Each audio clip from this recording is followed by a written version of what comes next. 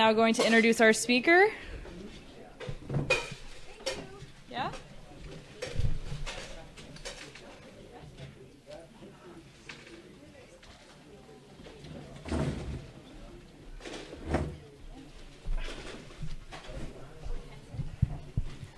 Good evening. My name's Jim. I'm an alcoholic. Well, it's my pleasure this evening to introduce our speaker. I've known Jasin for a couple years. Started coming to our 9:30 meeting in the morning, and he came and didn't show up, and came and didn't show up, but he finally came, and he keeps coming back. This is a wonderful thing. He's a man who at one time was full of alcohol and homeless, and now he's got a job. He's got an apartment. He's got a car. And he's got a story to share with us. So my pleasure to introduce Jasin T tonight.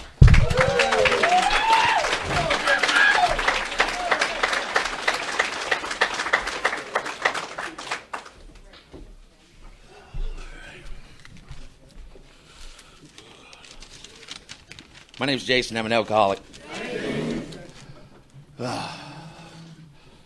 I'm truly blessed by the grace and love of my higher power to be here clean and sober today in front of you fine folks. I don't know where I look. I don't know what to do. I don't know if I picture you guys naked or myself. I don't know if either one's going to pay off. Thanks, Gordon. There's nothing really remarkable about my story. The remarkable part is, however, is when a low-bottom alcoholic like myself gets the opportunity to share in front of fine folks like you guys. A little bit about my story. It started off pretty rough. When I was born, I had a lot of problems. They saw, the doctor said I was going to be severely delayed or whatever, mentally. And thank you. And my grandfather had urged my mother to give me up for adoption because she already had 3 kids. And thank God she didn't do that. But she was pretty much raising my 3 older brothers on her own. And so I went home. She decided to keep me. At 29 days old, my biological sperm donor of a father, I guess I was crying. He got upset with me, and he decided to throw me up against the wall. So the next 3 years, I was pretty much in and out of Borges Hospital. The earliest memory I have is pushing an IV up and down the hallway. I remember how much I felt cared for there. There was I love those nurses. I still like nurses. I married a nurse. And so they had a little bit of a rough start. Growing up, I was raised by my stepdad. He's the one that I call my dad. He's about a foot shorter than me, but I'll always look up to him. We always had foster kids. My parents were foster parents. So at times we had 4 or 5 foster kids in our house. And some of them were really cool. Some of them I did not like whatsoever. Some were really troubled kids, and they would do things that normal people wouldn't do. Rational people wouldn't do. We asked one girl once to go to the teacher's house in the neighborhood and knock on the screen door and bark like a chicken.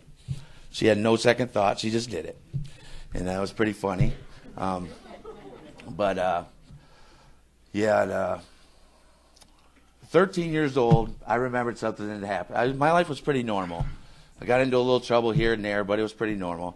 At 13 years old, I was on a bus coming home from school, and they talk about repressed memories or things that you remember.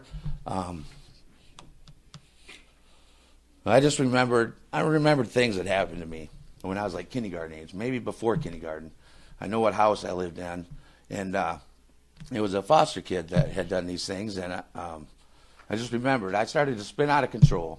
I got into trouble. I got into more trouble. I got put on probation. I neglected my responsibilities because I didn't care.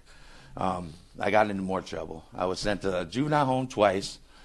I was in 2 group homes. 1 group home was out of state. Finally, the second one, I decided to stay there. It was a very good place, and this place was going to give me a full scholarship to the University of Wisconsin to be a therapist. They believed in me. I didn't believe in myself. At 18 years old, I came back to Michigan. All my friends were doing their thing or whatever. I went to a party, and I decided to smoke weed. I left the party, went to a party store. I had no idea about the munchies. All I know is I ate like 3 or 4 bags of Okie Doke. And I left there, and I got pulled over for doing 25 and a 50. I was pretty much stoned.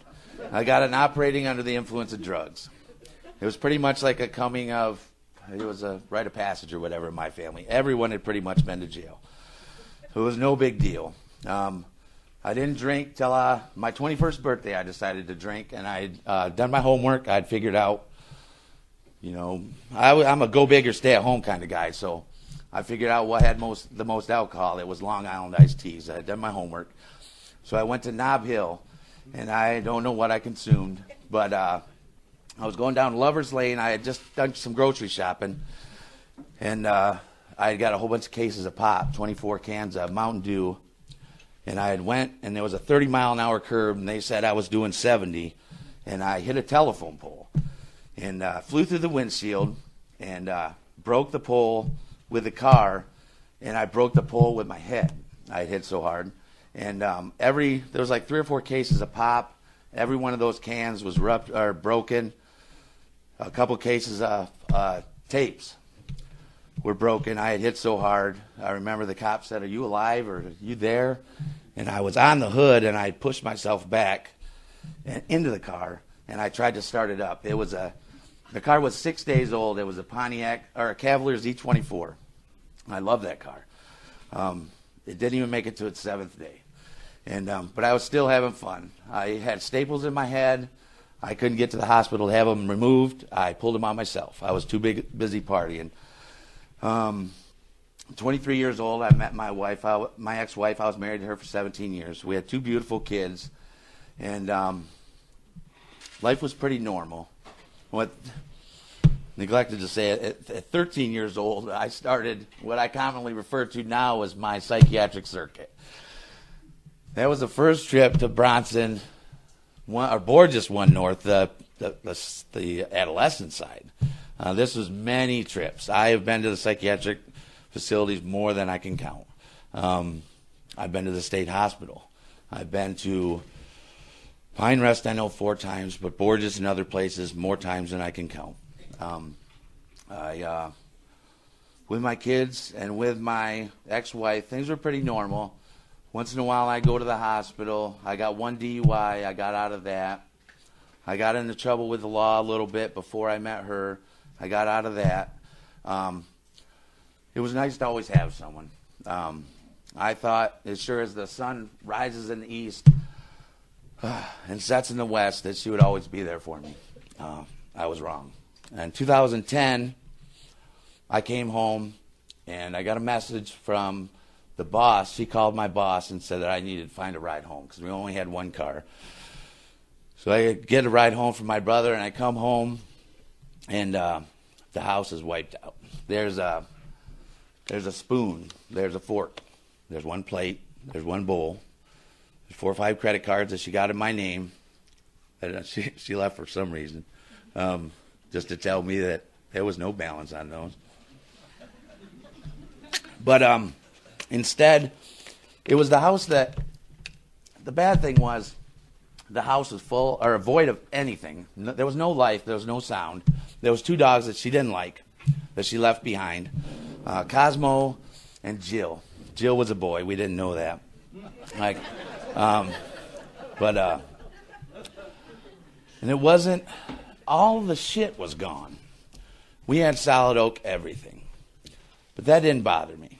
What I was really thinking is it was Friday, and I had a pocket full of cash. And I could finally drink exactly the way I wanted to drink all those years. And it hurt that my kids were gone. Because, I thought these people would always be around for me. But it says neither to regret the past nor wish to shut the door on it, but sometimes I wish that she would have left me years ago. The writing was on the wall.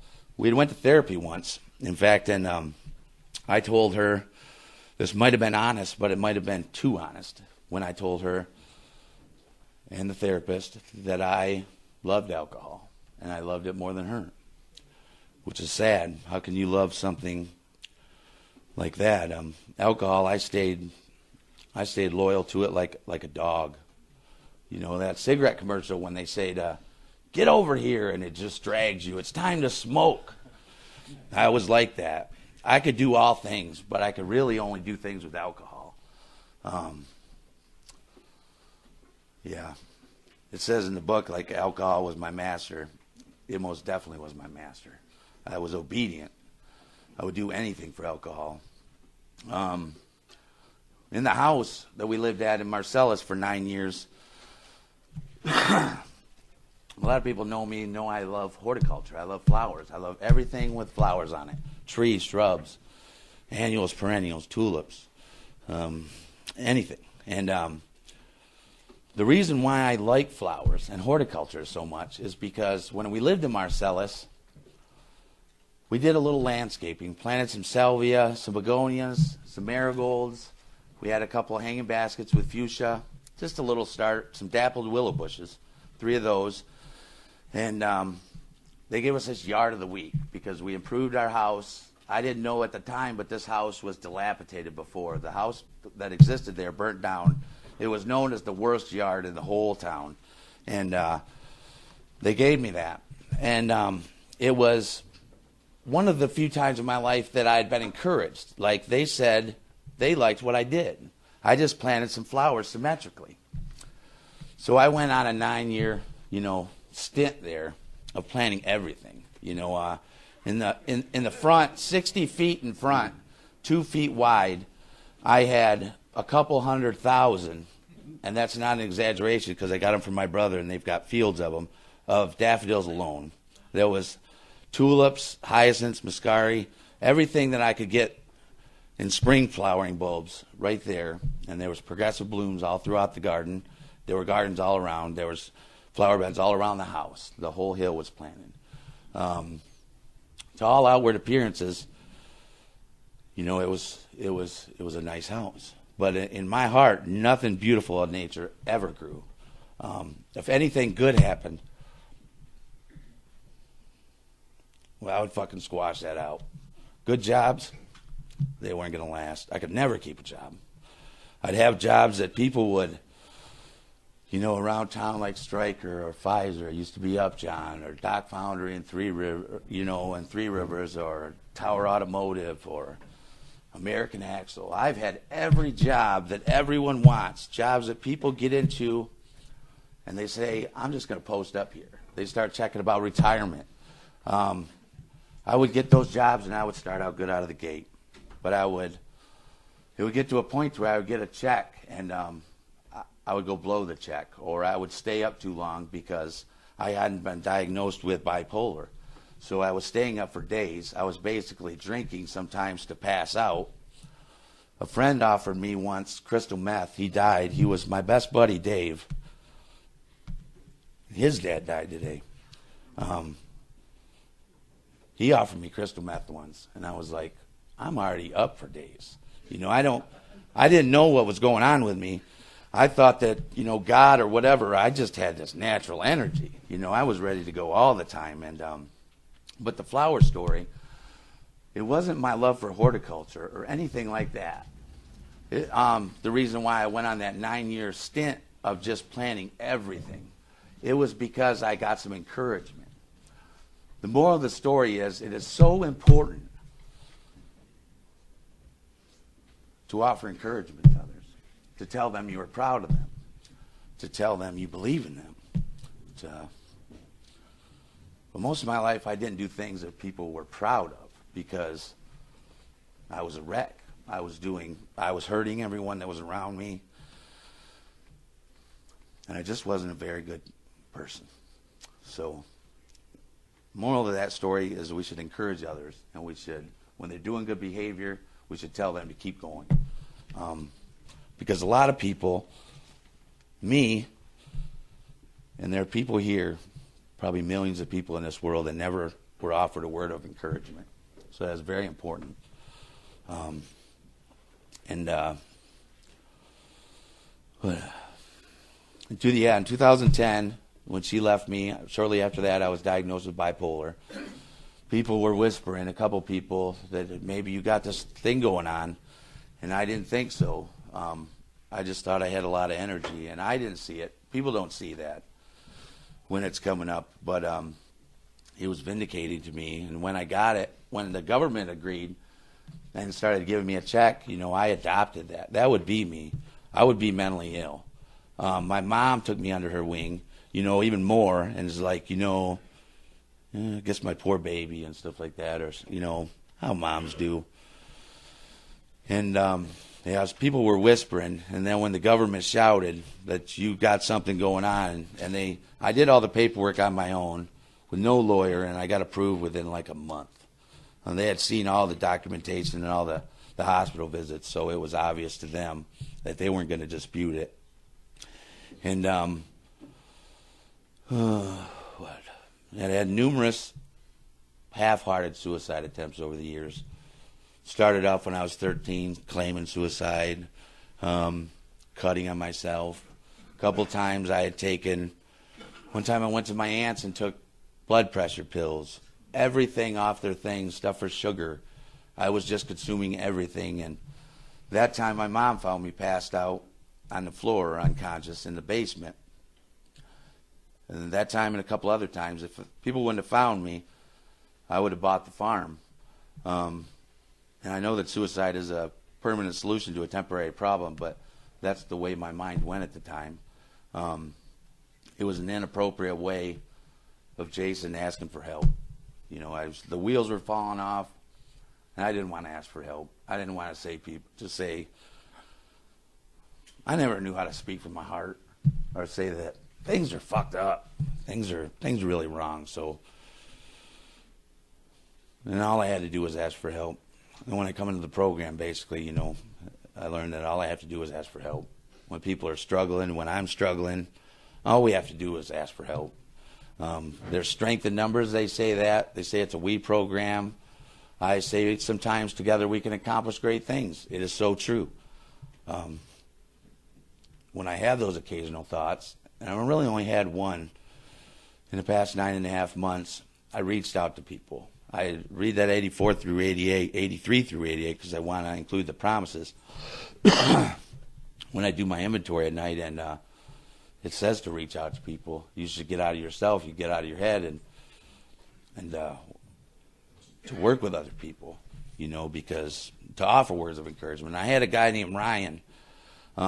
He's my friend that he's still at New Beginnings, and I sort of used him as a test dummy. I was telling him, like, when he would say things, or I would be like, that doesn't, I just give him words of wisdom, like, that doesn't work, or in the history of AA or whatever, I've never heard of that working, or I would tell him I'm proud of him. And these are words of encouragement that I didn't even offer my kids growing up. I never told them, you could do all things. And that's the truth. I have no room but for vertical growth, basically, in my life these days. And 2000, when she left me, my ex-wife, I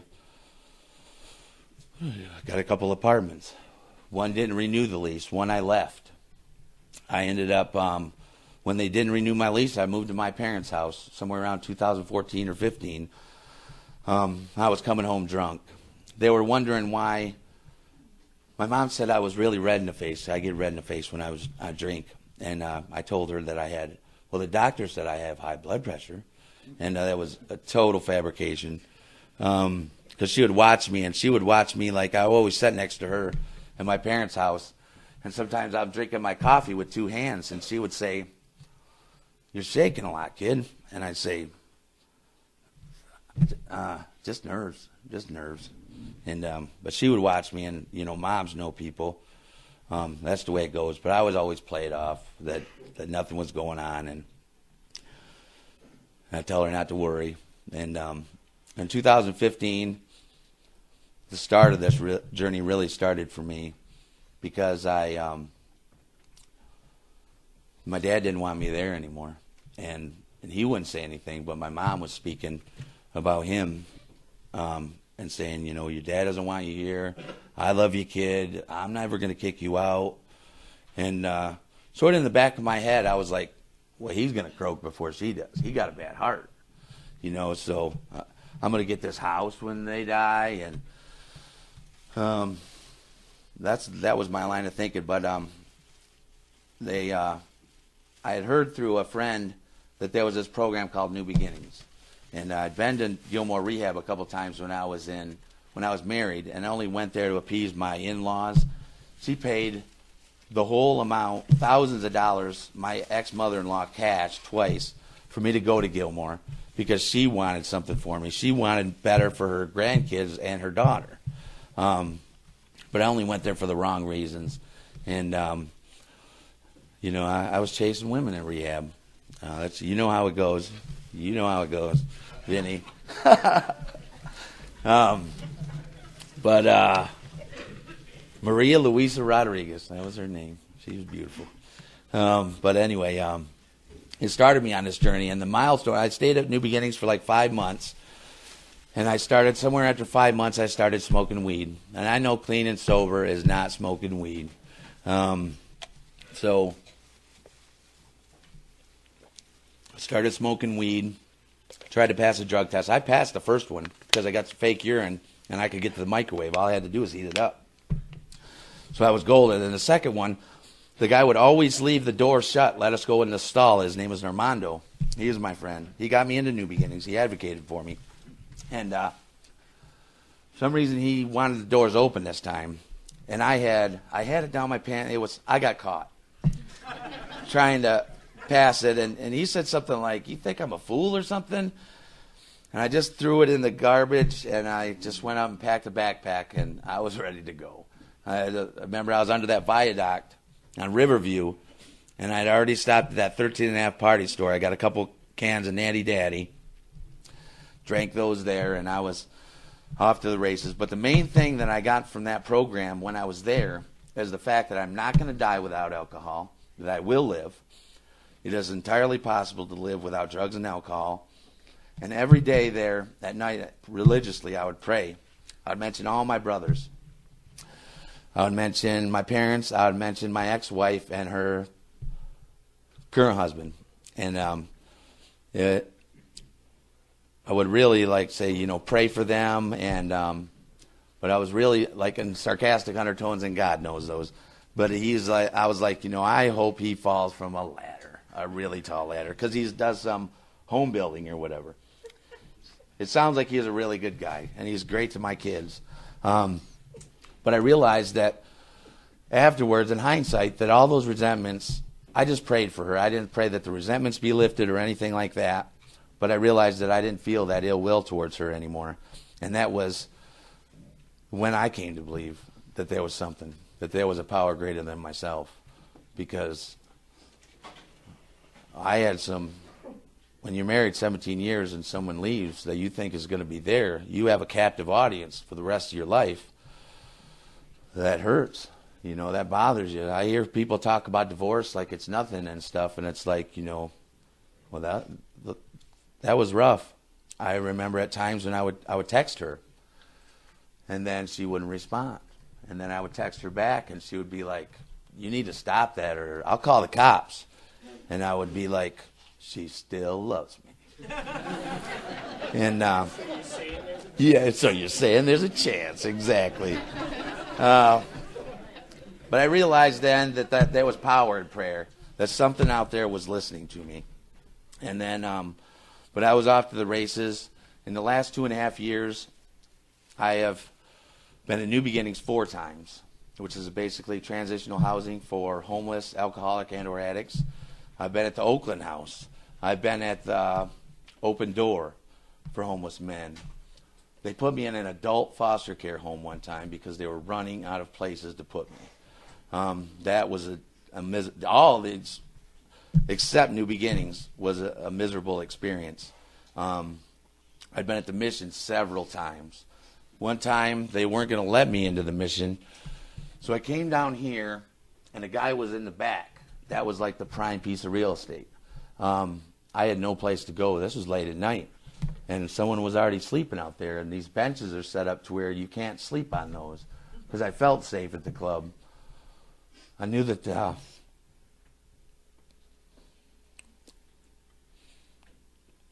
this place had saved your life.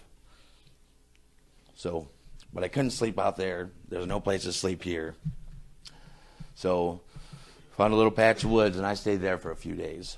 There was a dirty couch cushion, and I remember just thinking that I prayed a lot. I always think a lot. No one can stop that. And I was like, I'm going to be all right. I'm going to be okay. I was like, I got water down the street. I'm going to be okay. The mission's not too far away. I can get food. The club will open at 7. I'm going to be okay. And I really felt like God had me. But to a certain extent, I was lying to myself. I was trying to justify all my poor decisions. And I was trying to rationalize, in my head that things were going to be all right. But I was fooling myself. I had settled. If I was going to be a bum, I was going to be a bum. And some of these things, when I think back, it's like that was actually me. But I made it through those few days, and I don't know. I think at that time I was waiting. I couldn't get back into New Beginnings for 6 months because they were holding me to that. And so around that time, I was down at Martin Luther King Park, and I think we had some beers that day, and I was thinking, I told these guys, Dave and Sylvia are their names. I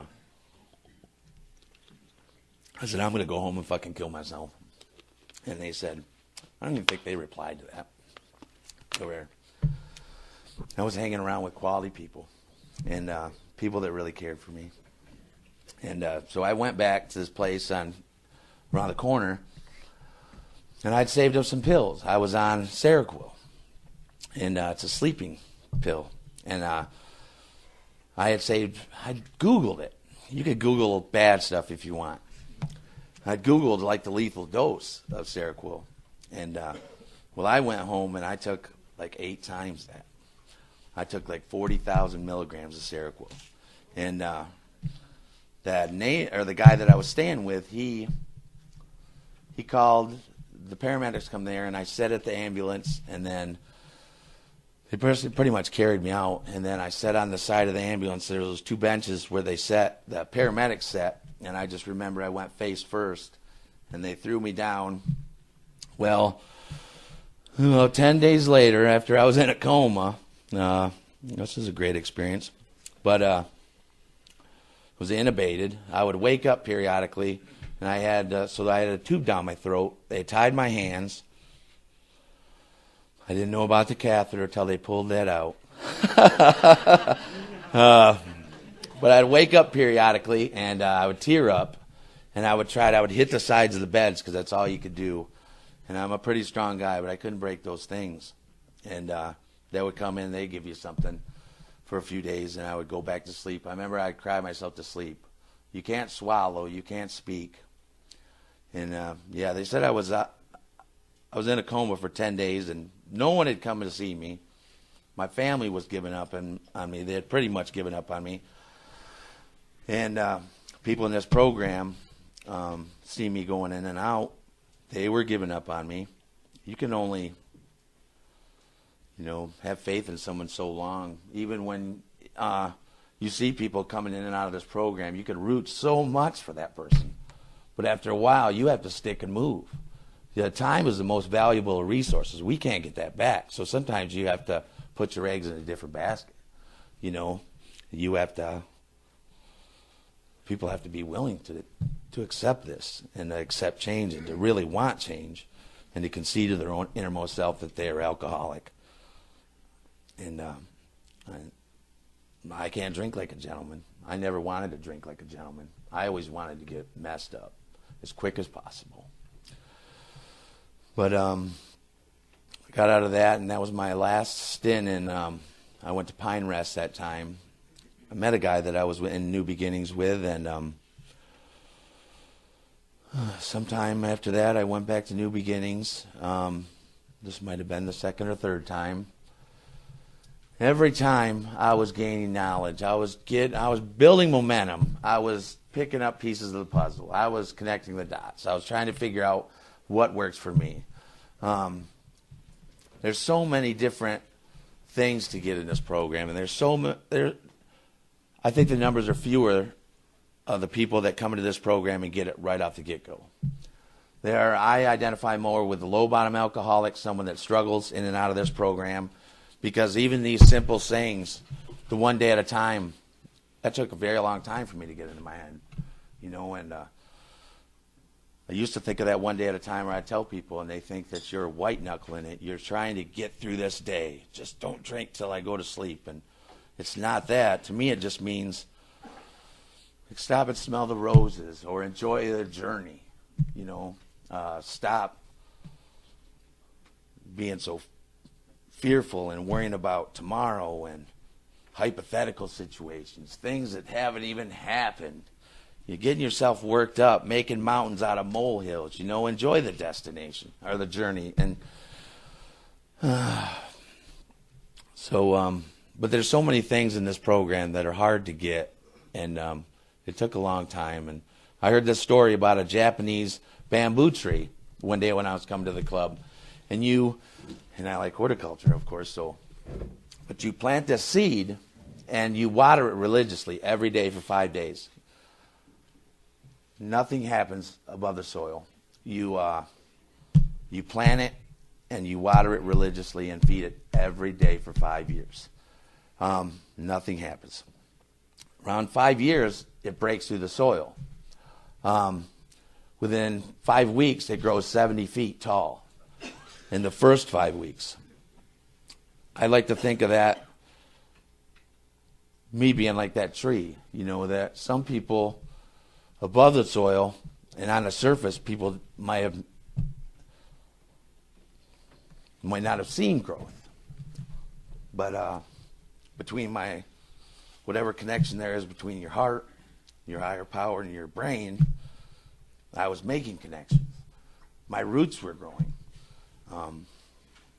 Things in this program were slowly making sense. Things that worked for me in this program. Not that I treated this program buffet style, but I think it's just as much as we have a God of our understanding, there's certain things that work for me that will not work for you. It's taken me a while just to get to this point, to enjoy this day, to stop and smell the roses, to give all the glory to my higher power. And it's been a journey. And I was sitting at the club on May 28th, 2016, and I got a phone call at the new meeting. And it was my mom, and she's sort of getting on my nerves because she was calling during the meeting and just to check on me or something. And she was slurring her speech. And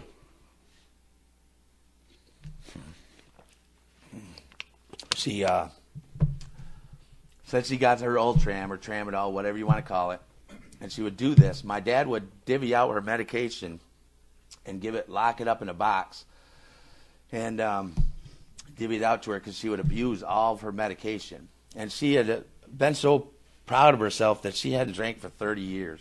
And she always talked about her going to a meeting once to support a guy, and it was really good, and she was there just to support him. She should have been there for herself. But, I hung up the phone, and I thought really nothing of it. And she had been in the hospital a couple times because she had overdosed on fentanyl one time, and one time she got some morphine. Who did she get those from? She got those from my brother because he's an addict. All my brothers are addicts. My sister, that's a half-sister, is an addict. Both of my biological parents are alcoholics. But I thought nothing of that. And then I was at New Beginnings. Yeah, that was May 28th of 2016. And then in the morning, somewhere 9, 11, I forget what time it was, but I was in the bathroom, and I got a phone call. And it was my dad's name, but I thought it was my nephew Timmy playing a joke, because he's a pretty good joker. And I couldn't understand what was going on. I couldn't understand what they were saying. And I just thought, I was like, what the hell is going on? And said it like 3 or 4 times, and eventually I heard that it was my dad sobbing so bad because he was saying, your mom died. And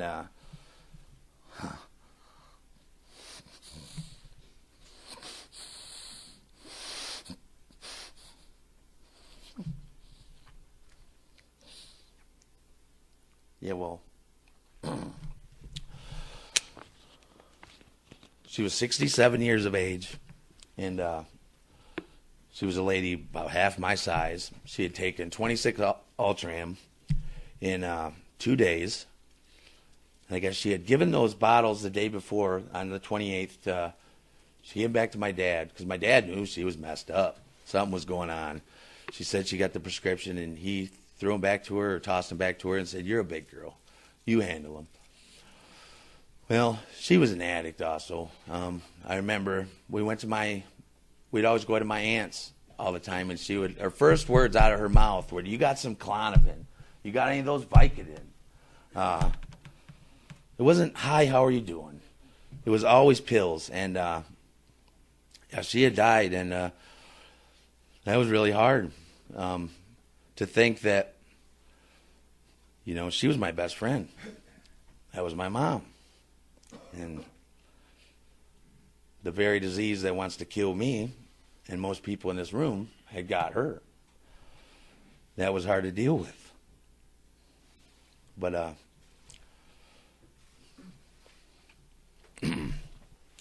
sometimes I think people think I'm crazy when I'll be downtown and I'll stare at the sky. I'm thinking about my mom. I think I could see her. I can't see her, but I would sometimes when I'm doing good things nowadays, I'm like, hey, Mom, watch this shit. But I just stare up at the sky and I think about her. The birthdays are really hard. The date of her passing is really hard, and it's around Memorial Day, and everyone really is remembering the service members, and I got really, really upset last year when everyone was remembering that, and I was like, I didn't give a flying fuck about those people, really. I remembered one person, and it wasn't that I didn't appreciate those people, but I remembered her, and that was very hard. It was hard. It's hard on her birthdays. It's hard on Mother's Day. It's hard when you'll hear people at the tables or anywhere complain about their mom. If you have an opportunity to go home and hug your mom or your parents or your kids while they're still on earth, to tell them that you love them, well, you should take that opportunity. It was never said in my family that we love you. I love you. It was never happened. My mom and I were the only ones that did that, and that just recently started. And telling someone that you love them should be stated, and it shouldn't be love as an action. You should show love, but it shouldn't be implied that you love someone. When I talked to her that day before she passed, that really brings me peace of mind, is that our last words were, I love you too, kid. So that she knew that. And recently, I tell my brothers, and they wouldn't say it back, especially my older brother. I'm like, I love you. And he'd be like, goodbye. And but I just think that that's really important. So I got all my brothers to say that to me now. I got my dad to say that to me now. And I think that's so very important because, at Christmas, I went up to all my family when they're in there, my nieces and nephews, and some of them I really don't care for. But I was like, it's important for me to just tell you guys that I love you. And I was like, I'm glad that you're in my life. You are a part of my life.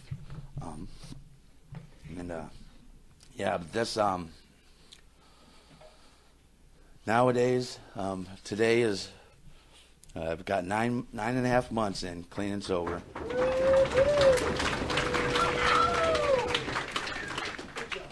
God is amazing.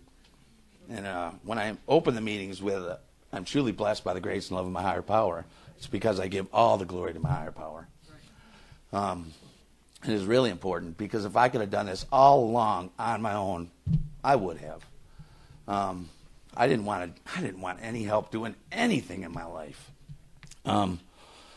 This program has been such a blessing. I mean, just to learn about yourself. There's been so many milestones, like the coming to believe, or and believing something is out there. And then, it says that all we have is a daily reprieve contingent on the maintenance of our spiritual condition. So that tells me that I need to nurture that relationship, and I need to reach out to them. I thought in the program you would reach out to your higher power and you would pray a little bit, and then that would stop a little bit. You could lay off that stuff. It hasn't been the case. I rely on him more and more all the time. Or her. I don't know what it is. I don't waste time on that. I pray more. I rely on, acceptance was a great thing for me. Reading that over and over again. The serenity prayer tells me to pick my battles wisely. The promises. When I would read those at the mission, I would sneak. Sometimes I would bum money off my friend Diane, or anyone I could, because I usually went through my check, and I would go to the mission and I would sneak in some McDoubles, because I was pretty hardcore.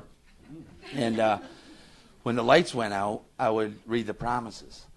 And I would think that sometimes those are baloney. And I really thought that people, when they said they had multiple years of sobriety, that they were liars. I believed it to be an impossibility. I had a thought the other day before I woke up. This is how crazy this is, but before I woke up, I had a vision right before I woke up that AA was conceived in the 30s just for me. That people had seen into the future, and they had realized what a horrible mess I was. And you guys were all just putting on a facade. Thank you. That's crazy. And I got a job. I've had a job and it was always hard for me to keep a job. I could always obtain a job. That was easy. But to keep a job, I work at a pizza place, washing dishes. And I asked God, it was the only place I applied for. I said, if this is your will, if you want me to get this job, then I will be the best damn dishwasher I can be. And it's really been such a blessing. I'm the oldest person there at 43. It's so fun to work with younger guys. They rip on me, and it's just like there are things that it is very funny. And yeah, I've been there a little over about 4 months now, and they're using the word reliable and Jasin in the same sentence. I've got a raise there. In August 3rd, I got an apartment, so the homeless stint stopped. I posted about my window. On Facebook, I posted a picture of my window. I said, to most, this is merely a window. But to me, if I drink or do drugs or do anything that takes me out of who my higher power intended for me to be, I throw everything out that window. You guys need to come over and collect some shit. And it's not the material possessions. It's everything beautiful in nature, all my friendships. Any relationships that I'm trying to get back with my kids, those go out the window. So, there's more than a window to me. And sometimes I look at myself, because since I was 13, I've been spinning. And then, I've had my place about 7 months now. All my bills have been paid on time. I've got a job. I've got a car. It's getting worked on now. I'm going to be a legal driver. I'll have insurance, plates, and registration, everything in my name for the first time in my life. That's a miracle. And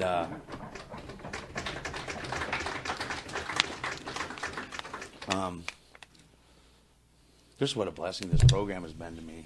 It has saved my fucking life.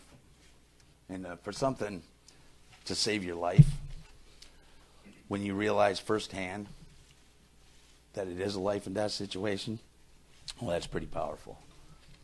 And, I ask myself a couple questions every day. I ask myself, what makes you smile, Jason? I ask myself, what brings tears of joy to your eyes? And I ask myself, why aren't you doing that right now? This life is amazing. I can't believe I almost gave up on it. They say to stick around until the miracle happens. And when I can go into a liquor store or go up to my mailbox for my place and to realize how amazing God is, it's overwhelming. And I believe that there's no, like I said, the sky's really the limit. I will aim for, I've got goals in life now, and I believe I believe in my heart that I can obtain those, and I love myself for the first time in my life, and that is an awesome feeling. And I can formulate plans and get to goals, and when I get to those goals and meet them, I'm just going to aim for the next summit and set my sights on that, and realize that that I can do all things. As long as I listen to my higher power, my sponsor, I call him my spiritual mentor, people in the program, stay connected, the great things are going to happen. Great things can happen to anyone through this program. And, I thank you guys for your time. And I'm just glad for this day. This day is a good day. And I see all my brothers and my half-sister spinning out, doing drugs, and their lives are messed up. And they're telling me they're proud of me. And that feels good. But I try to lead by example. When I read I've heard the preamble a million times, but when I finally sunk in that our primary purpose, is to stay sober and to help other alcoholics to achieve sobriety. So I have to stick around here. And when people go out and they come back, like I did for so long, I'm just here for today. That's all that matters. If you're here, they'll be like, something's working for that guy. Something's working for that lady. So that's my primary purpose. My main objective in life is to stay sober and to help other alcoholics to achieve sobriety. And it says when anyone, anywhere reaches out for help, we want the hand of AA always to be there. And for that, we are responsible. I thank you guys for your time, and I'm done.